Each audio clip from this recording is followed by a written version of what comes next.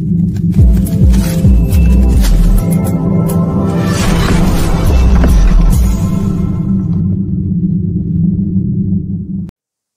dostlarım hepinize merhaba. Bu videomuz içerisinde sizlerle birlikte doları ve altını inceleyeceğiz. Dolar ve altında bizler için kritik öneme sahip olan rakamların hangi seviyeden geçtiğini bulmaya çalışacağız. Özellikle yükselişlerin ve düşüşlerin hangi seviyelere kadar gelebileceği ile ilgili altın ve dolar fiyatlarıyla ilgili de bize ipucu ve sinyal verebilecek olan seviyeleri burada sizlerle birlikte bulmaya çalışacağız.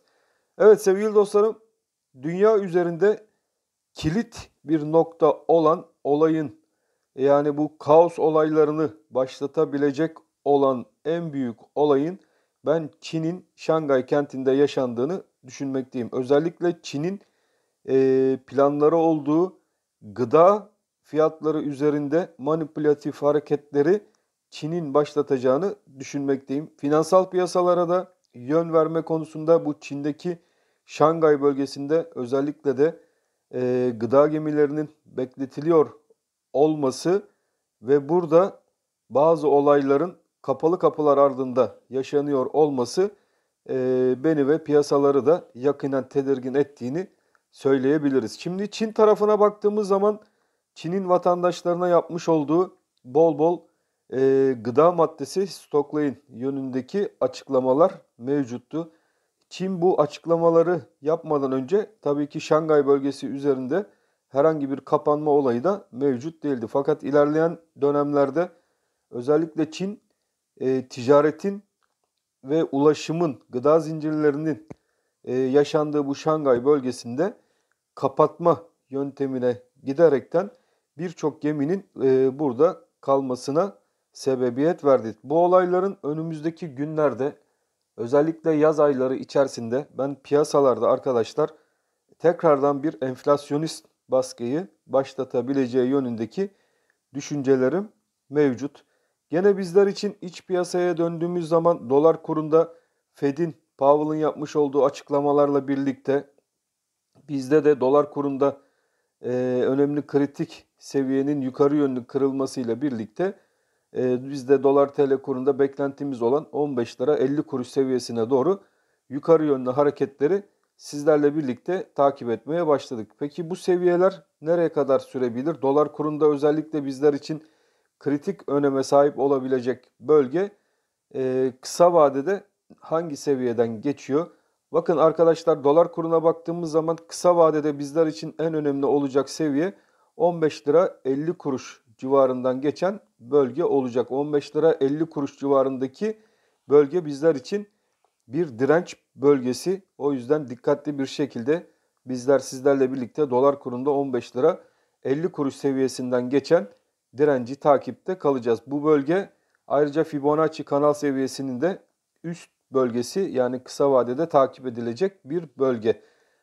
Aşağıda bizler için 15.33 şu an için kısadaki bir destek bölgesi olarak takip edilecek alan. Geri çekilmelerde ise 14.88 bölgesi gene bizler için şu bölgeden geçen retestlerinde gelebileceği bir alan olarak takip edilebilecek en kuvvetli destek bölgesi olarak gözükmekte.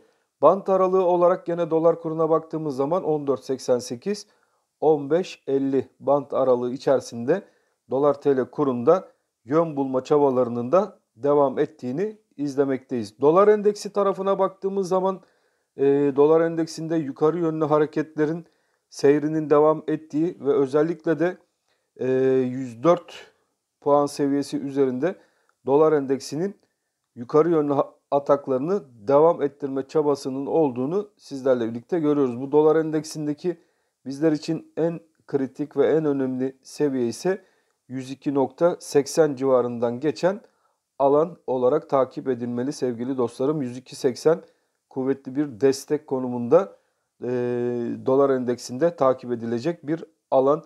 102.80 üzerindeki aylık kapanışlar ve haftalık kapanışların devam etmesi durumunda dolar endeksinin daha da güçlenebileceğini de unutmamakta fayda var.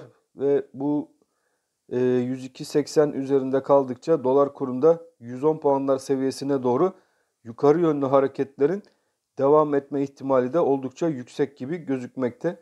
O yüzden sizlerle birlikte 102.80 seviyesi önemli bir bölge.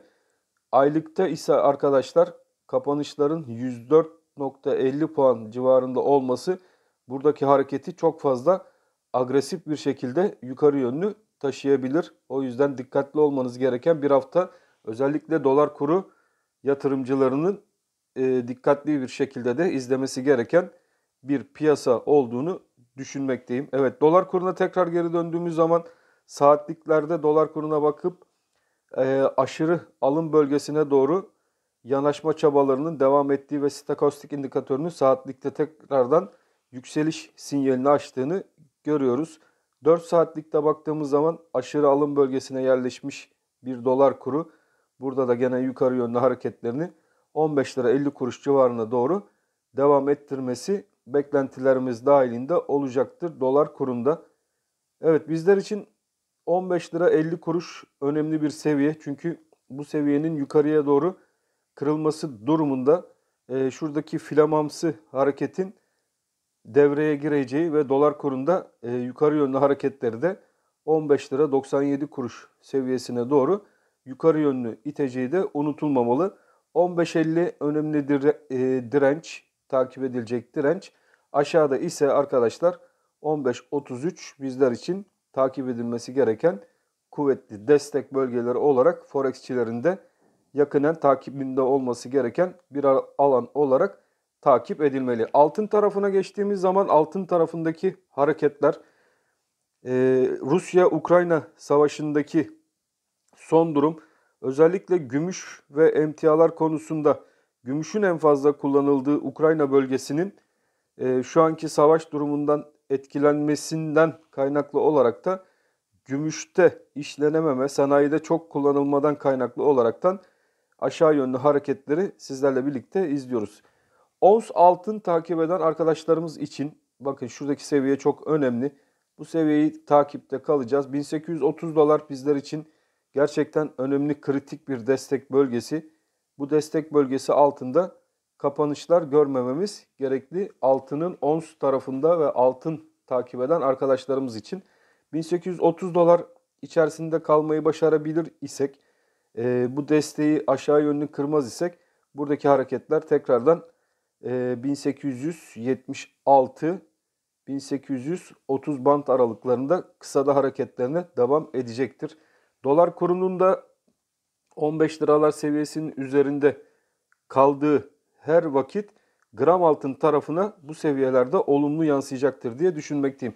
Gram altında bizlerin takip etmiş olduğu kritik seviyeler var. Yaz dönemi düğün mevsimlerinde başlayacak olması, Hindistan tarafında özellikle takı mevsiminin başlamış olmasından kaynaklı olaraktan altın tarafında fiziki altına talebin artması söz konusu olabilir. Burada stokastik indikatörünü sizlerle birlikte takip ettiğimiz zaman stokastik indikatörünün ufak bir al sinyali yaktığı tekrardan görülmekte. Tabii bu sinyalin kuvvetli olabilmesi için şuradaki 915 seviyesi bizler için önemli olacak. 915 Türk Lirası üzerinde kapanışlar görmeye başlar isek bizlerin gram altın tarafında ons bazlı ve dolar bazlı olarak yukarı yönlü hareketlerin 940 ve 968 TL civarına doğru hareketlerini izleyebiliriz. Şu an stokastik indikatöründe arkadaşlar sinyal ufak bir sinyal, yukarı yönlü ufak bir sinyal fakat belirsiz bir sinyal.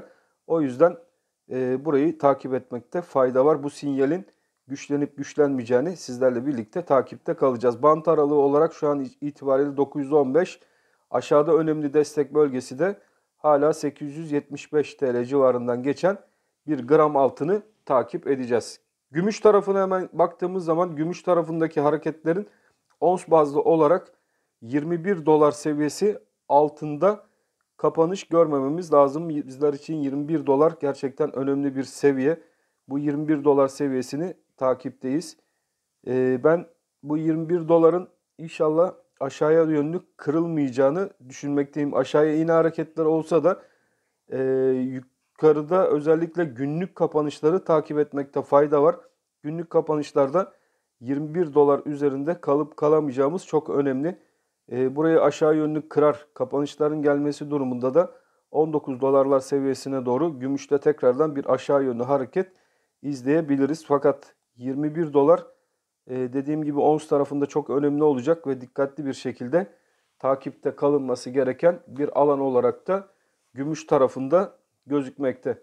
Ukrayna'nın Rusya ile olan savaşı ve bu haklı davasını devam ettirme sürecinde gümüş piyasasında aşağı yönlü hareketlerin görülmesi gayet normal. Çünkü Ukrayna bölgesinde önemli derecede sanayide gümüş kullanılıyordu ve şu an bu gümüş, dünya üzerindeki gümüş kullanım oranının düşmesinden kaynaklı olarak da gümüş tarafında aşağı yönlü hareketler izliyoruz. Fakat buradaki hareketlerin ben ilerleyen dönemler içerisinde tekrardan yukarı yönlü kendini çevireceğini düşünmekteyim.